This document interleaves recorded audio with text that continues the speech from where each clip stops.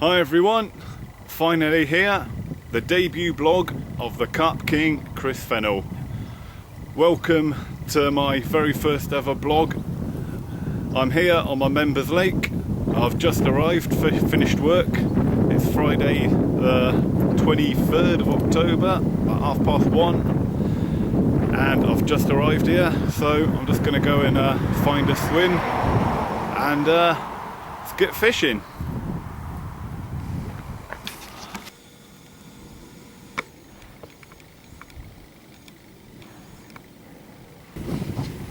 Okay, so I've picked an area of the lake called the Sandbank.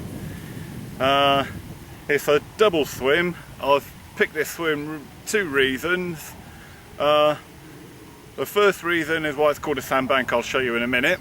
The second reason, it's sort of a double swim, and I'm being joined by a mate from work, Carl, in a little while, so there's enough room in this swim to fit two bivvies comfortably. So I'll show you now why it's called the Sandbank.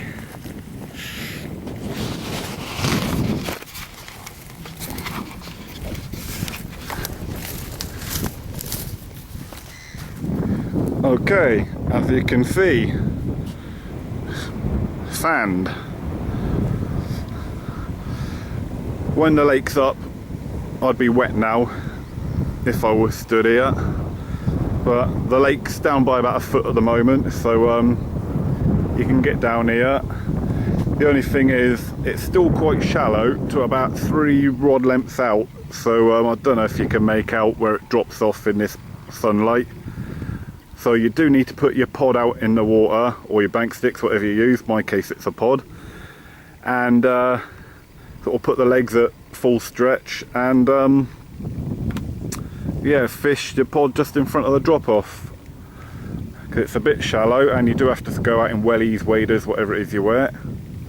But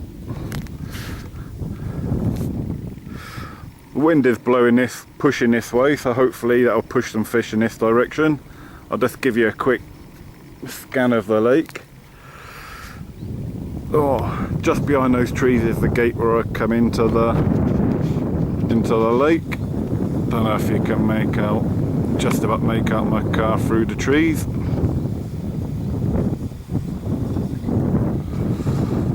let's do a little scan.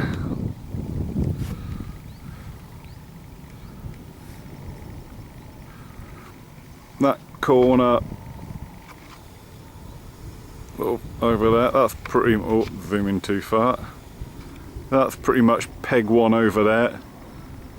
Then you sort of got peg 2, 3, 4, 5. Some swims are actually named instead of numbered. There's a peg down there. There it is. That's called the bird box swim. Don't ask me why it's called the bird box. I think it's because once upon a time there used to be a bird box in them trees, and then those swims there, they haven't got numbers on, but I think they sort of like count as 9, 10, 11, 12. That's the road bank. Then you come round to the sandbank swim where I am, and then scanning round a bit more. Just the other side of those reeds, you've got a swim called the Grid. I don't know why it's called the Grid, but it is. And that's pretty much the only fishable swims on this side I'm on, the Sandbank and the Grid. And then you've got the far side, bit of a trek to get to if you fish around that side.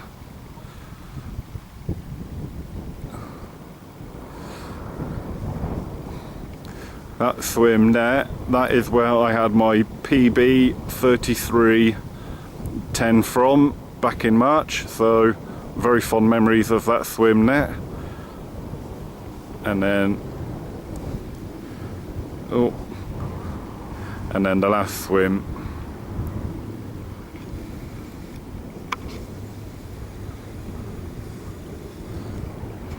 Okay, right, so I'm on the sandbank.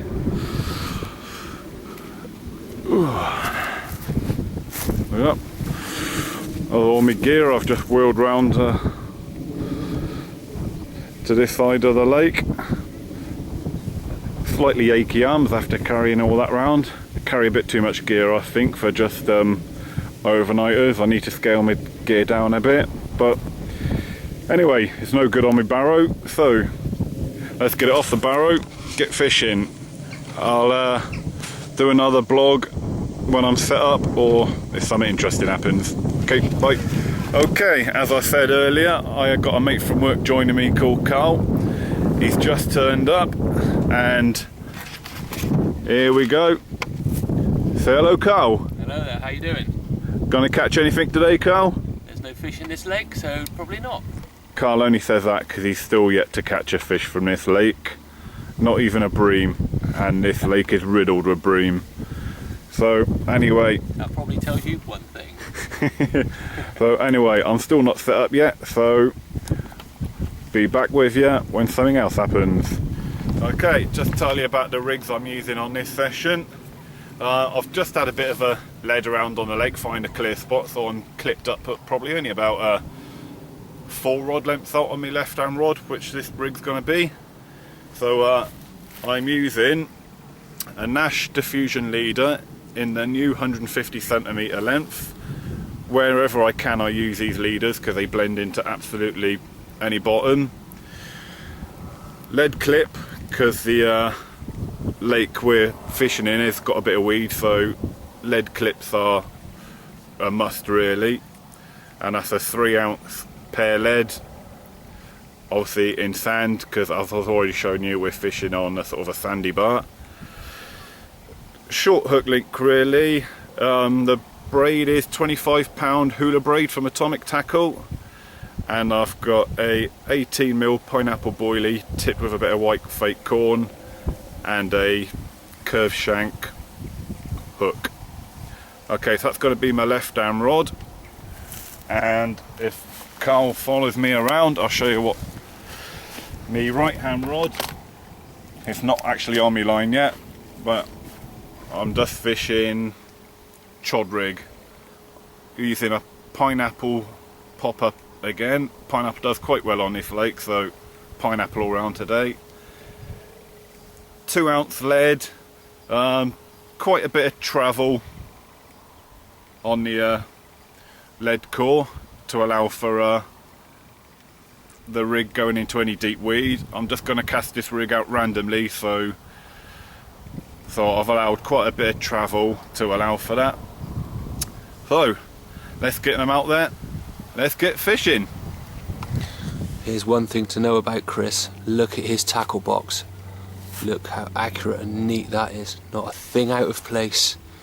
Beautiful. Mess it up in the night and he'll be crying in the morning. Alright, so I've been casting the lake now about 2 hours. Nothing yet. Bit early to get a fish yet.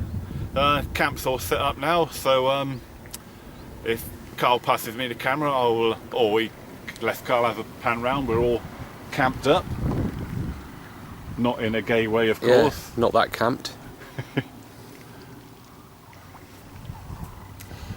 So, just waiting for a fish now. Okay, now we're all set up. I'll show you a little look at my gear. I know everyone viewing YouTube videos like to see what everyone's using, so I will give you a little sneaking out of my gear. So I've wade out into the lake, making sure I don't fall over. Okie dokie. So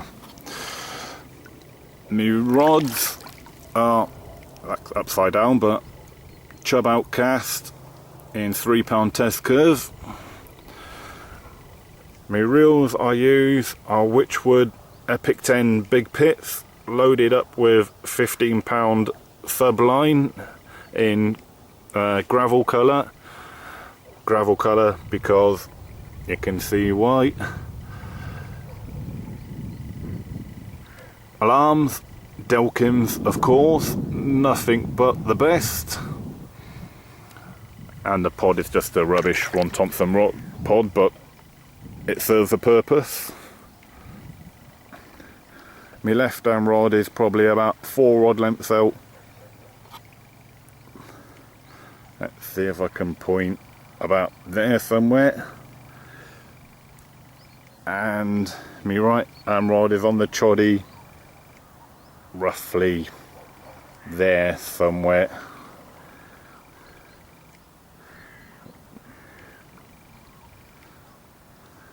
Okie dokie. Coming back to shore. Landing net, of course. Hopefully that will be used tonight. And hooking area. Bucket of water to wet the fish down, of course. Waistling on the ready. Optimistic probably, but it's there ready. The scales are inside there as well. Coming round. Chair. My third rod, I haven't put it out yet. I'm not sure if I'm going to put my third rod out yet, but I've got it out ready just in case. Okay, to me bivvy, which is, I know everyone likes to know what makes everyone using. TF Gear Force 8 2-man bivvy.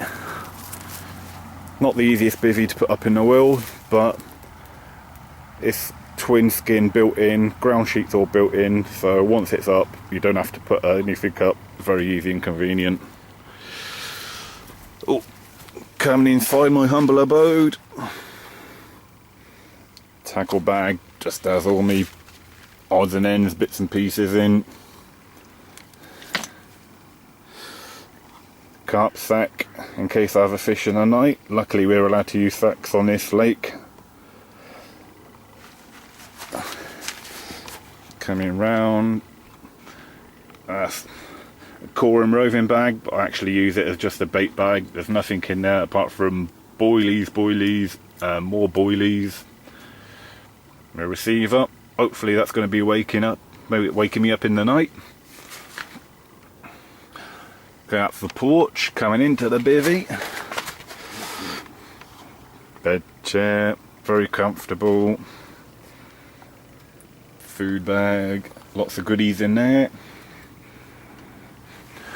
Oh, my phone, move it out the way. My tackle box, Nash TT rig station, try and keep everything neat and tidy. All my hooks. Tackle part. Fox Armour Point, the only hooks I use really, apart from if I'm fishing a chod, then I use the ESP ready tied chod hook lengths, because I'm not very good with tying chod hook lengths. There we go. They're very good, the way Terry Hearn ties them apparently, so they're very good. And then the back of me bivvy has just got me rod bag in. It can fit 2 bed chairs in here quite comfortably. I've done when I've had my son fishing with me overnight. So, my barrow tucked away. And coming round to Carl. Hello Carl, what are you doing? Hello, I don't know. I'm just here watching. What are you doing there? Some of these on a hook length. Do you want to know all about the hook length as well? Yeah, go on then. Ask Chris, because he was probably the one that built it. As you can see, I am a professional. Have a look at Carl's bivvy, also a Nash TT rig station.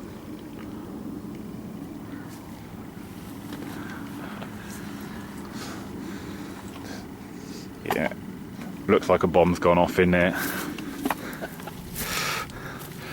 So,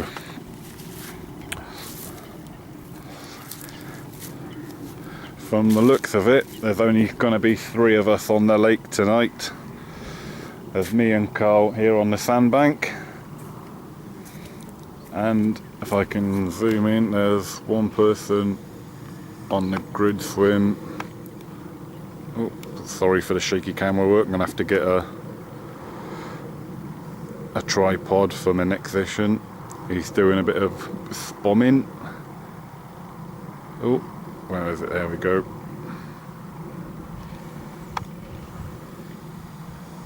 Alright, from the looks of it, there's just that fella there, Carl and me. So 3 of us on one side of the lake, and the rest of the lake looks like it's going to be empty tonight. Because normally if anyone's in night fishing by this time of day, they're normally here and set up by now. Okay, I'll leave it at that for the moment. The next vlog will be when something exciting happens, or when I'm just filling time to make this a decent video.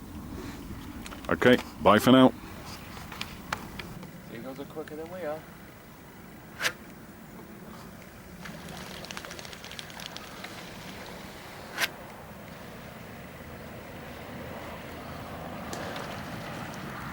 Carl thinks there's not enough seagulls on the lake, so Bring some home. yep, as always happens. At the moment we have 1 seagull. Just there.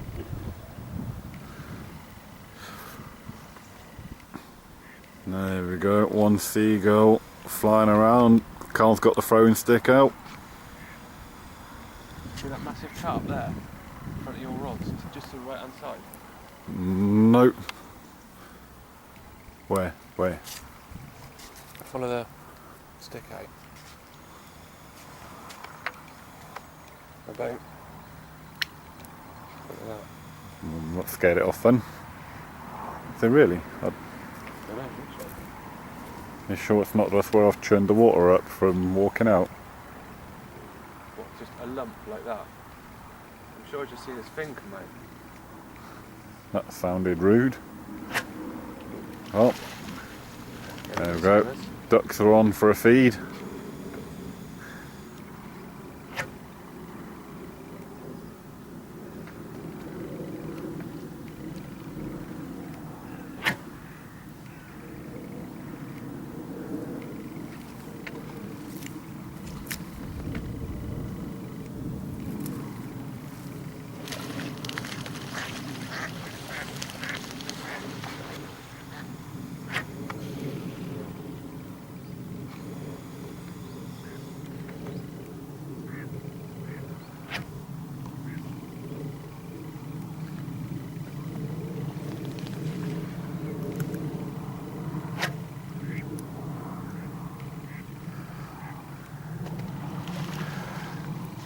If anyone's interested, this lake is about 8 or 9 acres in size.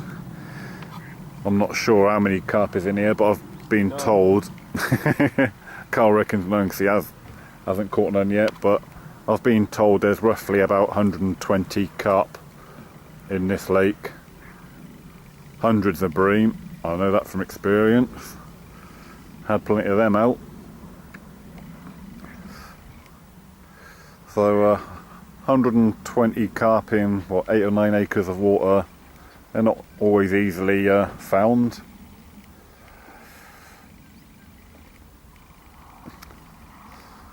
My normal method is to come here for 2 nights and spod a load of bait out, and then normally the fish would get on the bait normally by the 2nd night at least. But I'm just doing a quick overnighter.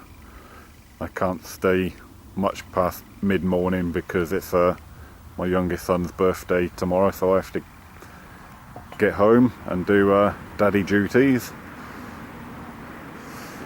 So fair bit of water for 120 carp to get lost in.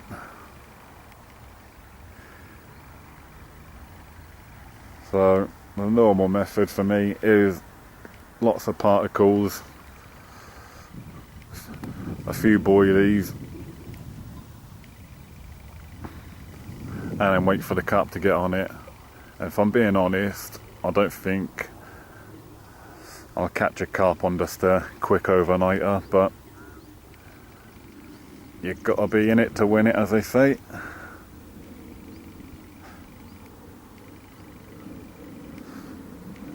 I might set up the third rod yet, I'm not sure. See how it goes. Okay, see you in a bit, people.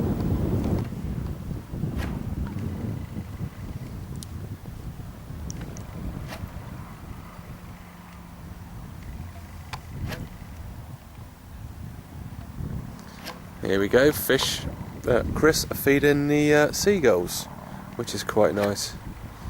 If you want to see where most of his boilies go off a throwing stick. Oh, hello. There we go. There we go, one for the margin fish.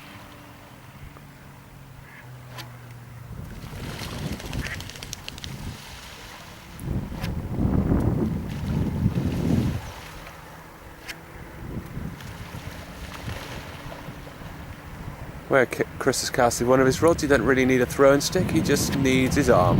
But it looks good. That is for the margin fish, actually. When we left that rod is cast. There we go, he's gone back to the old techniques. Traditional.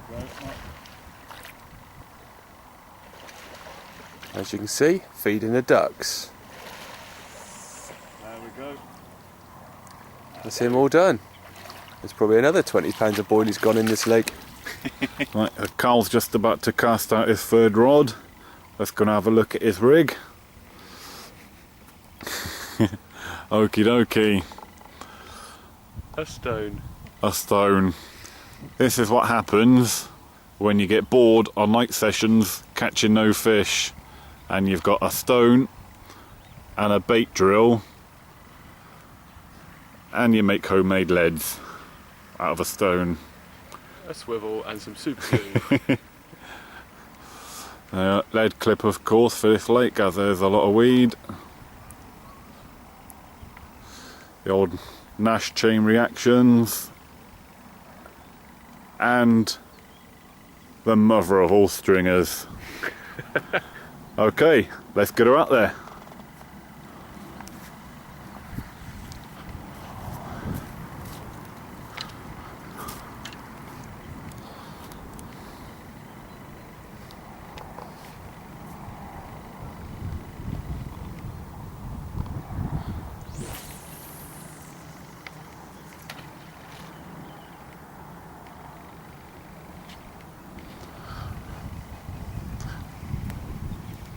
Worthy of a fish, if any cast was.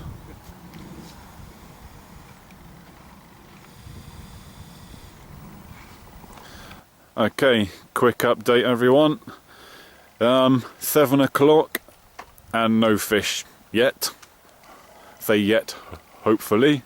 There has been fish boshing out roughly between where I'm fishing and where Carl's fishing, but sort of out there a bit. There has been fish showing, so fingers crossed. Since I last spoke to you, I have set up a third rod and the rig is literally off the rod tip, so I'm not going to walk over that way anymore in case I spook the fish. The rig is literally under the rod tip. It's just under the rod tip. It drops off from like 6 inches to like 3 foot deep, and last time I fished here a fish boshed out right there, so I thought it's worth a cheeky go. Getting a bit hungry now, so I'm gonna do a spot of dinner. There are 4 people on the lake now. Don't know if they can't really make out, but someone has bit camera shake. They could just make out the 4th guy's rods. He's fishing on the road bank side, so it looks like there's 4 on the lake tonight.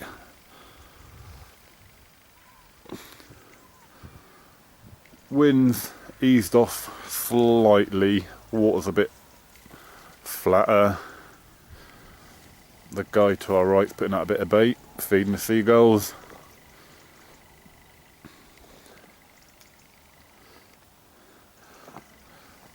sun's starting to go down. I think we'll have complete darkness within about the next 45 minutes. Carl's tickling my ear with a tickly stick. Rubbing stick. So, I think it's time to put some food on and feed myself.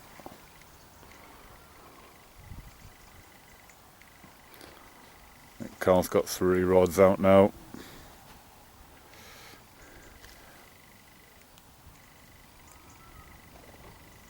Okay, let's get some food on. Speak to you later. Dinner time. Hot dogs for me. Always with a bit of ketchup and mustard. And a bag of onions for Carl. The vegetarian option. Yep. Okay, quick update. It's 8:30. It's now completely dark. Obvious, you can see that, apart from the bright light on that camera. This will be my last vlog of the night unless anything happens in the night. So if you don't see me before daylight, then nothing's happened. Okay, see you in the morning, but hopefully see you in the night.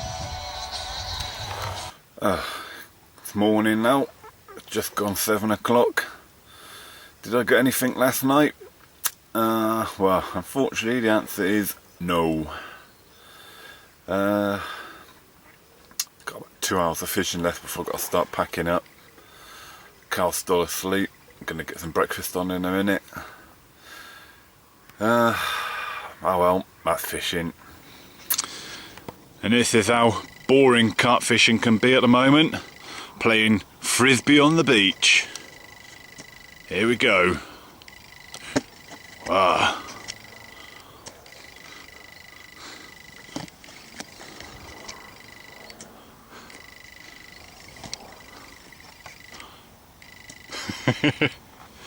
Oh no, I've dropped it. Here we go. Bucket lids are made useful for many things. Frisbee on the beach, guys. It's the new thing in carp fishing.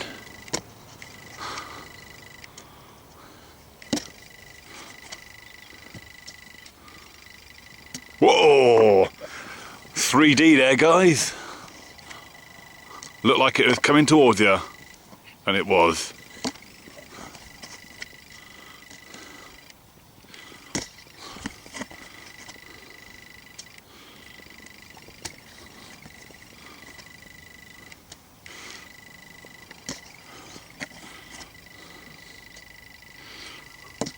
Oh, dropped it. Oh, I think that's enough for that.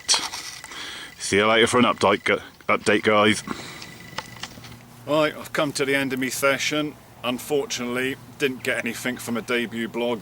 Sorry about that. Would have been nice for my very first blog to get a fish for camera, but unfortunately, that's the way it goes sometimes, as you all know in carp fishing. But the guy who turned up on the road bank late last night, spoke to him. He had a 31-pounder last night, so well done to him. The guy who was on our right, he had a 19-pounder as well last night, so well done to him. Unfortunately, just me and Carl didn't get anything, but hey ho, that's the way it goes. I'll say thank you all for watching. My debut blog, it's always good to start filming. Next time you see me, I'm going to be at the back of the landing net charity match from Todber Manor, so that's something to look forward to next week. I'd just like to say thank you for all you guys who have subbed to my channel. 76 of you when I last looked. To have 76 subscribers to my channel before I've even uploaded a single video is absolutely amazing, so thank you to all of you guys, that's brilliant. Hopefully I'll be up to 100 soon, that'd be good. But yeah, thanks again for watching. Just got to get home now and figure out how to upload this to YouTube.